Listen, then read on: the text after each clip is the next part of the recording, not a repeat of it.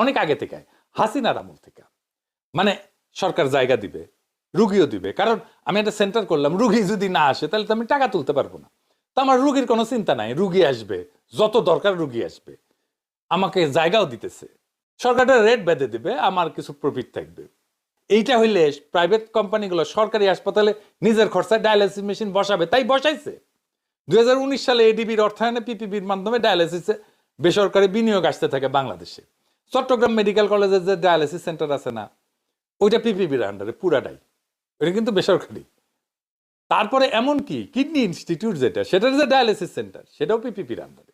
আপনার সরকারি রুগীকে বেসরকারি সেন্টারে পাঠানো বেশি ভালো, নাকি সরকারি হাসপাতালে পিপিপির আন্ডারে ডায়ালিসিস মেশিন বসায় ডায়ালিসিস করানো ভালো? আপনারাই বলেন তো। আসিফ মালিক তো তারেক রহমানের চাইতে 1000 গুণে ভালো আছিল। তারেক রহমান তো সরকারি হাসপাতালে রোগীকে বেসরকারি হাসপাতালে পাঠাইতেছে, আর হাসিনা সরকারি হাসপাতালে বেসরকারি ডায়ালাইসিস সেন্টার এনে বসাইছে।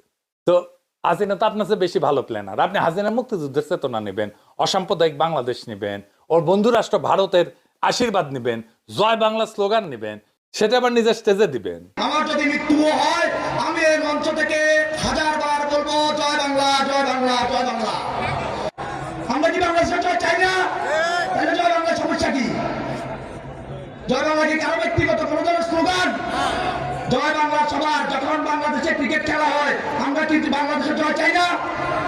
আজকের এই মঞ্চ থেকে আমার যদি মৃত্যু হয়, আমি এই মঞ্চ থেকে 1000বার বলবো জয় বাংলা, জয় বাংলা, জয় বাংলা। হাসিনার দলের ভোট নিবেন, তাদের ব্যবসা প্রতিষ্ঠানের দখল নিবেন, তাদের কর্মী নিবেন, হাসিনার করে যাওয়া অবকাঠামো নিবেন না কেন, প্ল্যানিং নিবেন না কেন? হাসিনার ডায়ালাইসিসের পাবলিক প্রাইভেট পার্টনারশিপ তো খারাপ কোথায় দেখান তো।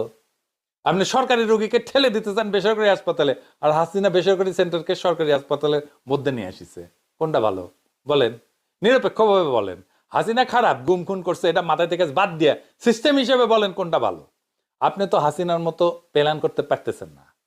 আচ্ছা, এইবার বলেন তারেক রহমান, আপনার এই জিগাই বাংলাদেশে কিডনি রোগ নিয়ে সবচেয়ে বড় সমস্যা